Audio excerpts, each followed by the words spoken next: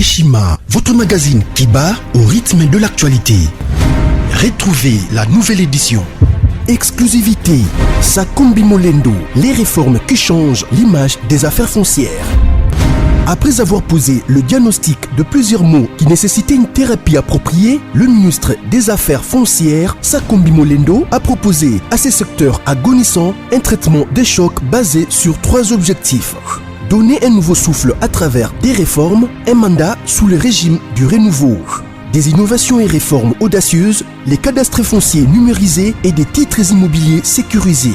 Et le lancement des projets modernes, les actions du ministre Aimé Sakumbi Molendo visent à faire du ministère des Affaires foncières l'un des plus grands contribuables au trésor grâce à la fin du coulage des recettes foncières. Focus, le ministre d'État, ministre des hydrocarbures, Rubens Mikindo Mouima, a organisé 2 jours des travaux intenses afin de poser les véritables diagnostics du secteur des hydrocarbures en RDC afin de formuler des recommandations nécessaires dans la gestion de l'or noir congolais. Découverte, Jean-Michel Samalou Kondé, le nouveau chef des gouvernements qui travaillera en harmonie avec le président Félix Tshisekedi. Nation, le directeur général de la DGI, Barnabé Mwakadi, adresse ses félicitations à Monsieur le Président de la République, Félix Antoine Tshisekedi, à l'occasion de son investiture en qualité de président de l'Union africaine. À lire également, le directeur général de la CNSS, Agnès Mouad Nawej, adresse ses félicitations à son Excellence, Monsieur Jean-Michel Samalou Kondé, pour sa nomination au poste de Premier ministre.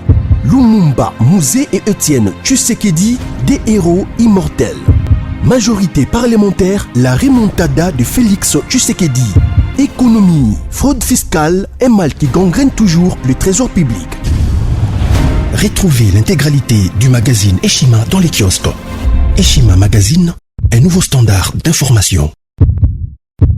Bonjour bandeko nyonso bozolanda biso partout dans le monde. Bandeko basepela na communication ya mwana mboka Trésor Lumbu Dixi Abesho le délit de presse, votre communicateur principal. Merci une fois de plus ndenge bozo s'abonner, ndenge bozolanda biso na kati ya basangwa Congo, ndenge bozo commenter, ndenge bozo sala ba suggestion ba remarque na bino peut mboka na biso kende liboso. Lelo nazaka na message ou le communiqué de FARDC aux infiltrés au sein de l'armée. Parce que armée basala qui communiquer moko boyina ko avertir ba infiltrer au bazana kati ya la police, bazana kati ya armée, bazana kati ba service ya renseignement parce que opération ezobanda arrêter ennemi en République démocratique du Congo avec le général Christian Chiwewe, où je demande même au chef de l'État na ko matisaye lisusu grade parce que approuver maturité naie na place oyo Jinani na Katanga, par exemple à Katanga, na kosimba ma information là concernant communiqué à FRDC. Na Katanga, Katanga baza même pas, c'est le général Christian Chiwewe, mais avec révéler biso que na armée, ti Félix Kabila tiki ba militaire nombre ba militaire, il y a ba militaire na Congo, na nombre ya 100 000 militaires.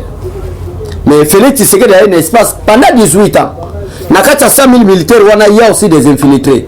Na kata 100 000 militaires, il y a aussi des généraux ou des officiers militaires qui sont mal formés, tels que Badjo Nombi, qui sont mal formés. Na kata 100 000 personnes là.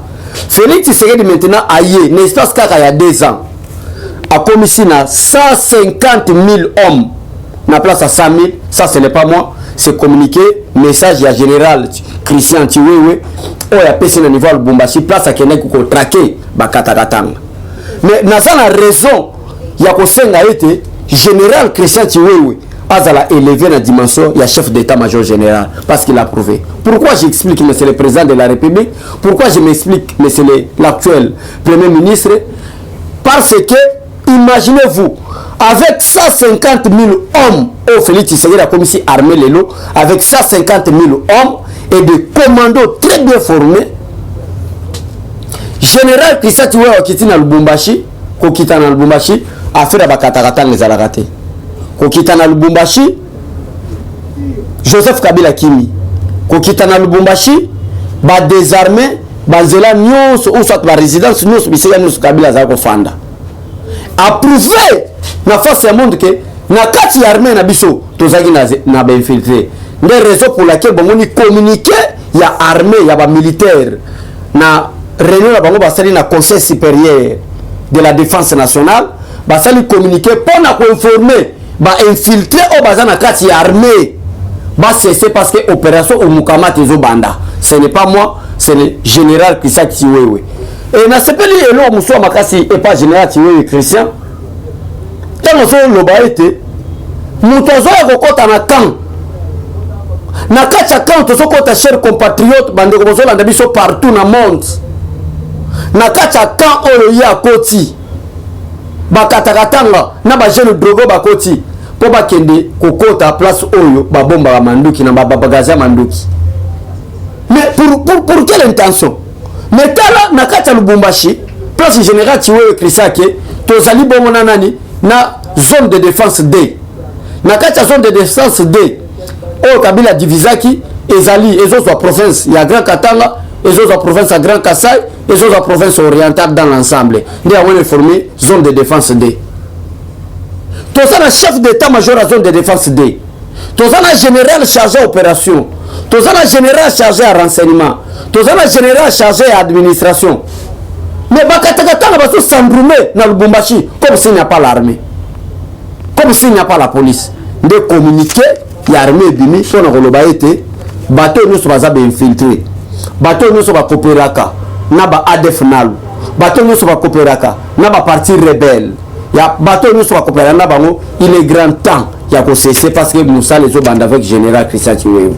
Voilà, et ça la première partie, il y a une mission à Bino pour nous communiquer, il y a un officier militaire et bimi pour nous kokebisa banini. Il y a maintenant qui est attaquer Chadari, place on a fait de l'information. Nous comprenons que Congolais diabolisation, tout qui nous dit que nous sommes mabeka tozala nango. Bobimi si vidéo à Ibrahim, vidéo à Kala, po bakanga série wana. Bobani obimisango siko pona oloba pour attaquer le régime à président Félix Tshisekedi. Bozo sanga makamba ko sala tout na opposition et le sala bozangi. Bobo soit bobimisi vidéo ya Ibrahim Kabila, soit bobimisi vidéo ya soki libanais moko bakanga ka na New York azoteka cocaïne. Alors bino diaboliser ngo que c'est le président Jean-Pierre proche à Félix Tshisekedi. Ah! Ndeko nanga opposition ngo kende ki bongo. Donc opposition na yo ezali koluka ba vidéo ya Ibrahim. Or que vidéo wana bande ko bozo nanga ya Ibrahim place zo sala ba polémique eza vidéo ya Kala. Eza vidéo ba yeko bimisa ko mikolo po ba le Félix Tshisekedi ne fait rien. Félix Tshisekedi ne fait rien pour na Ibrahim. Félix Tshisekedi ne fait rien pour na président JP Obo bimisi ke ateka ba cocaïne. Pe tala diabolisation ya bande kende zo salema. Babimisi vidéo tozo par exemple vidéo ande ko na biso président oyo o bino boko kosa ye président IDPS ya New York ateka i cocaïne bakani tala babimisi vidéo bakena ba photoshop na bango basali basangi se na fati po baba ndo finga président Félix Tshisekedi que aza mina et tala zoteka cocaïne tala zoteka mais ça c'est ça raisonnement trop bas. Oh, bandeko, pour la bino bandeko bobenga kinga, pour la président JP wana. Aza président fédéral ya IDPS à New York te. Aza pe membre ya IDPS te. Aza pe congolais te. Eza pe vidéo ya kala o bakanga ki ye, aza ne pe libanais mutaba proche orient o bakanga ki. Alors, lokola en eza moté mebele na bandeko na biso ebele baza libanda. Motema mabeba lite régime ya lipamboli. Régime on za ba choisir pour on peuple congolais sala to sala ni. To za libanais wana, to commissaire président IDPS, to za libanais wana, to commissaire membre IDPS pour to diaboliser régime Félix Tshisekedi qui est là ami intime na au bazar fanane aux États-Unis azoteka cocaïne. Tant yo sali diabolisation na au bénéficier ni. To Congo a bénéficier ni. On se connaît que biso boko. To lingi une chose et son contraire. Bolingi démocratie, bolingi peut contraire à la démocratie. Bolingi état de droit, bolingi peut contraire à l'état de droit. Bolingi la justice équitable, bolingi peut contre justice équitable. Donc, on sait tout le monde une chose et son contraire pour avoir quoi, pour bénéficier quoi. Quand on se pense vidéo à Ibrahim, quand on se pense vidéo il y a président JP Bozolwake, membre de l'IDPS qui n'est même pas congolais, qui n'est même pas membre de l'IDPS. Na makanisi na yo, na réflexion na yo, na ba pensée na yo, ozo kanisani. Ce n'est pas comme ça on peut diaboliser. donc nous wana ezali nango kaka pona ba diabolisation ezalaki introduction na biso to kota pona ko répondre coup sur coup na Emmanuel Shadari qui est le secrétaire permanent ya PPRD na ibite so PPRD ngoti lelo ezalaka. Mais ce Shadari demande à la communauté internationale de s'enquêter pour l'affaire de l'ambassadeur de l'Italie oya kendaki ko yiba ba minéraux na biso oya kufi pona muyibi na ye oya kufi pona escroquerie na ye oya kufi po asalaki déplacement na ye sans que l'autorité congolaise baïba, sans que le service de sécurité baïba. Alors, un professeur ya kolokota, un professeur qui manque de l'intelligence, mais pas diplôme, pas PC Shadari diplômé, mais qui est incapable de réfléchir pour donner des solutions aux problèmes posés par des Congolais. Nana lubaki ya, mbula auto sana bino ba débat scientifique. Mbula auto sana bino ba débat intellectuel. Ba mission non conventionnel tout tikina lokola bino ko so ba diplôme ya ba université bon prouver na peuple congolais en quoi vous êtes capable. En passage je salue mon président Jean-Marc Kabung o albi que diplôme ezana ngokaka et loko moko titre moko tozwaka et différencier biso entre l'homme et l'animal. Mais si vous êtes né bête au kotika la kaka bête. Merci beaucoup mon président. Merci beaucoup président Jean-Marc Kabung. So botama bololé ko kola ka bololé malgré ba université ozotanga. Malgré ba titre bazo pesa yo malgré qui professeur na yo soko botama nyama atoza docteur en droit atoza professeur en économie atoza spécialiste songolo pakala soko botama bête oko continuer pour ko koba ko zaka bête à l'exemple tala ba déclaration ko ba Emmanuel Shadari tala ba déclaration tout un professeur ba uti ko coller mais qui demande à la communauté internationale de s'enquêter na problème ya nini na problème ya ambassadeur ya Italie o ya kufi pona muyibi pona escroquerie au lieu Shadari na opposition ya zokende asa la déclaration que biso to regretter na comportement wana mais zo senga na conseil de sécurité ba sa s'enquêter pour ba yo kasi so ba s'enquêter ba sanctionner na d'ailleurs pour la rotation que Emmanuel Shadari est mal informé Italie place aux ali mboka ya ambassadeur ya Italie akufi na Congo pona muyibi na escroquerie na ba minéraux basali déclaration na bango bese Emmanuel Shadari pona koloba ete bazomona responsabilité ya l'autorité congolaise était na liwa ya ambassadeur ya Italie. Responsabilité ya l'autorité congolaise bazomona yango te. Pourquoi Italie basali déclaration wana monsieur Emmanuel Shadari pona ko prouver na communauté internationale que même déplacement ya ambassadeur wana l'autorité congolaise ba ebakité par service de sécurité ba ebakité. Pour ton information Emmanuel Shadari à partir ya liwa ya ambassadeur ya Italie le président de la République a décidé a pris deux décisions. Première décision au président de la République a vu aucun ambassadeur accrédité en République démocratique du Congo peut se déplacer sans avoir signalé le ministre des Affaires étrangères. Première décision. Deuxième décision, et informer aussi na service à sécurité et ça après l'IWA. Donc il faut qu'on ait information M. Emmanuel Shadari tika bassesse politique, tika indiscipline politique. Donc pour yo tant nous le baquet, pour yo tant nous le baquet, bakende pour s'enquêter. Vous visez qui? Le président de la République démocratique du Congo ou la communauté congolaise? Tant yo Emmanuel Shadari on se sent à la communauté internationale. Je ne sais pas. Excusez-moi pour le terme, le peuple congolais. Je suis vraiment désolé. Et si c'est la déclaration, oh, bah, bossani histoire na bango. Mais yo Emmanuel Shadari a des sanctions de la communauté internationale. Quand vous adressez à la communauté internationale pour s'enquêter en affaire, il y a Italie, bien sûr. Mais vous oubliez que même cette communauté internationale a des problèmes sérieux avec toi. Tu es sous sanction de la communauté internationale. Ndenge ozawana Europe où qu'elle était. Ndenge ozawana États-Unis où qu'elle était. Pour quelle cause? Pour la cause d'affaires comme une sapu. La cause d'affaires comme une sapu à l'époque aux ministre intérieur et ça qui était yondé parce que ambassadeur ya Italie oyo a couffé pour l'escroquerie parce que selon la convention ya Vienne mutuka to bakoli ambassadeur ba contrôler raté. Alors na ba analyse politique belé ambassadeur wana kendaki en tant qu'ambassadeur pour qu'on voit l'état bana oleka ba service ya sécurité ba contrôler ta bimana ba minéraux. Wana za analyse ya ba politicien belé basali. Mais par contre yo Emmanuel Shadari otinda ba policier na kamwina nsap na Grand Kasai o ezalaki eloko créé par bino moko na baboshab po boboma peuple congolais o azofana na Kasai bo retarder l'élection à 2016 et bo resiraki pe kotarder l'élection à 2016 l'élection ezalaki organisée na 2016 et comment qui organisé na 2018 mais c'est Emmanuel Shadari. Mais par contre il y a Kalev boza na sanction parce que Nations Unies Conseil à sécurité ba délégué qui américain mo na se doit moko ba ke ko s'inquiéter pour na problème ya affaire comme une sap oyo yo moko Emmanuel Shadari yo créé ki yango oyo bomisa bande ko no ba congolais plus de 5000 morts plus de 10 000 déplacés oyo za na sanction nango oyo pe ba délégué à conseil à sécurité on ba ki pour s'inquiéter ba kufa ki boter nango za ki yo mais ya yo tant bazo benga yo ba s'inquiéter zate. Alors la politique de diabolisation, là Emmanuel Shadari, qu'est-ce que je dois faire? Nasenga va s'inquiéter pour que va s'inquiéter dans le ambassadeur. Mais c'est Emmanuel Shadari. Mboka oyo, ceux qui sont les aïna makolo, mais les bateaux là Emmanuel Shadari va le sauter. Donc et là combien na sepé na courage à bataille CC, basila Sony. Hein? Basila Sony. Pays oyo ozo accusé l'autorité congolaise. Nous sommes accusés de l'autorité congolaise. Nous avons visé le président de la République. Il y a un petit moment qui bat Nabino, qui va vidéo, il y a bataille de peste, tala. Et c'est une boye baboye, IDPS c'est un parti populaire. Et ça ici battu Babandundu, et ça ici battu Équateur, et ça ici battu Kassai, donc ils ont parti du peuple.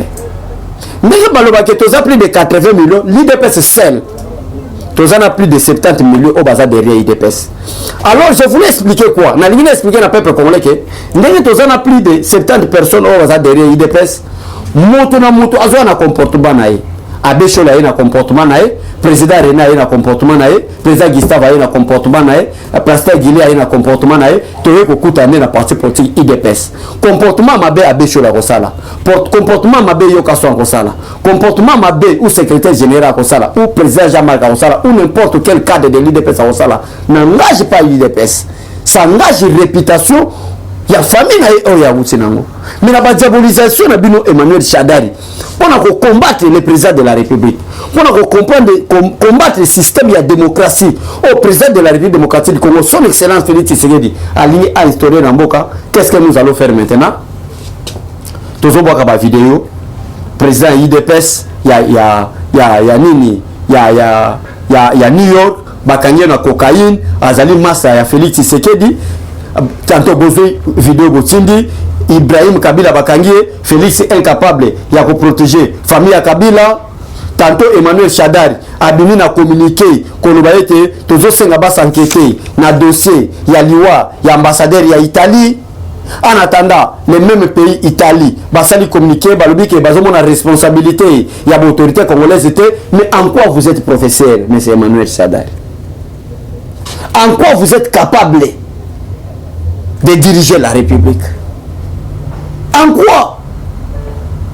Parce que même la communauté internationale que vous voulez accuser le président de la République, même la communauté internationale que vous voulez attaquer le régime et la démocratie instauré par Fatih Béton, vous avez un problème là, vous avez sous sanction là. Est-ce que Emmanuel Shadari, ça a déjà enquête dans l'expert des Nations Unies, on va quitter l'espace Grand Kasai pour s'enquêter dans le phénomène comme on s'enquête déjà dans. Est-ce que Emmanuel Shadari, vous êtes capable de regarder l'Europe, aux États-Unis? Régime. Votre régime est un régime il y a criminel. Il y a un régime il y a kuluna. Il y a un même mouton à formation de John Numbi. Donc, les comme homme d'affaires, comme ici, lieutenant général corps d'armée. Ça, c'est quelle bassesse. Donc, peuple congolais, Bolanda, Babilo, on a mis ce Salima, on a été. Bolanda, ba déclaration, on a mis ce Emmanuel Shadari, ba Salate, ya s'enquêter, wana.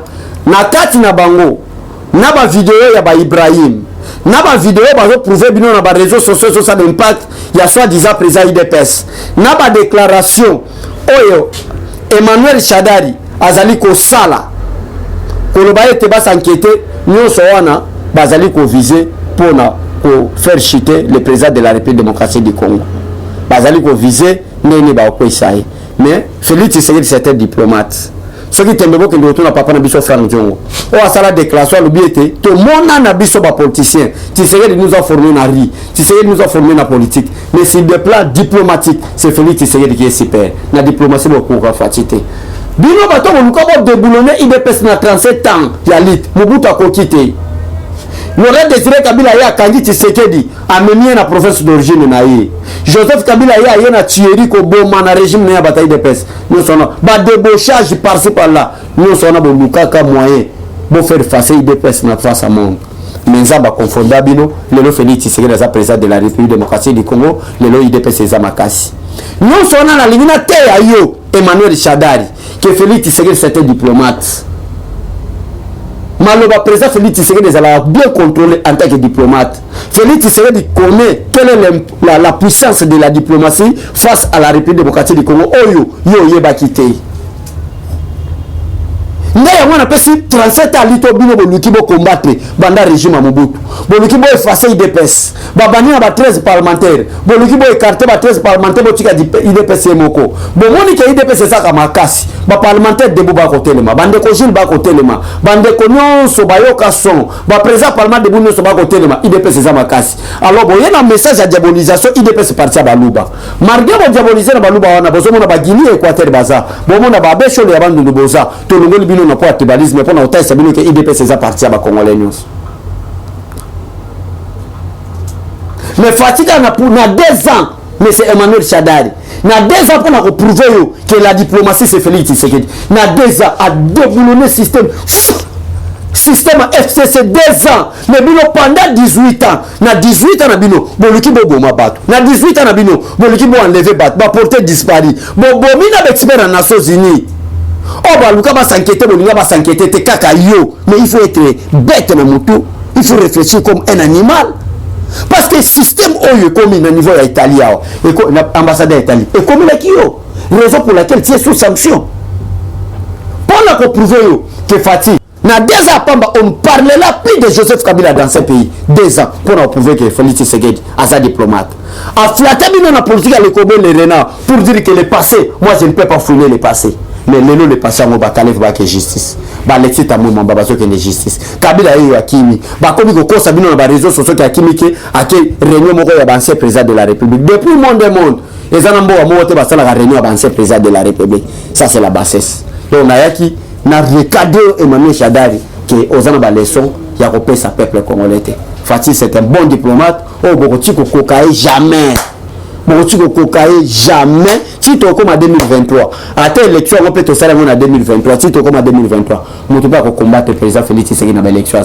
Parce que beaucoup de populaire. Le peuple a découvert quand il a la haine. Le peuple a découvert quand il a la richesse illégale. Le peuple a compris quand il a donc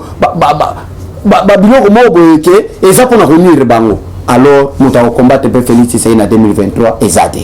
Voilà, merci na Tilombo pour l'information et allez merci na décorancier et staff technique mobimba ya basangwa Congo na confiance pour pesa biso ndeto yaki na 2 éléments lelo total sabino ni to zalaki ko ya premier élément na biso total sabino message à FRDC ou communiquer à FRDC pour na ben filtrer ne na tasi sabino ben filtrer bazali na kacha ya armée belé pour na revenir biso les Christians Oeza, commandant bagarre des républicains plutôt au président de la République a délégué qui a mission spéciale dans le Lubumbashi au lelo insécurité dans le Lubumbashi sili de lelo au penazo profiter de l'occasion on a chien à Basangwa Congo ba élevé comme chef d'état-major général pour nous contrôler armée bien bon fait bazaki ndeko ko chité pour nous recadrer ba propos il y a Emmanuel Shadari Nzambe alola a pambola bino que Dieu bénisse le président de la République démocratique du Congo, que Dieu bénisse le peuple congolais. Au revoir et à demain.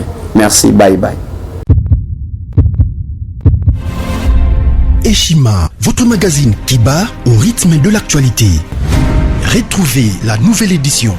Exclusivité, Sakombi Molendo, les réformes qui changent l'image des affaires foncières.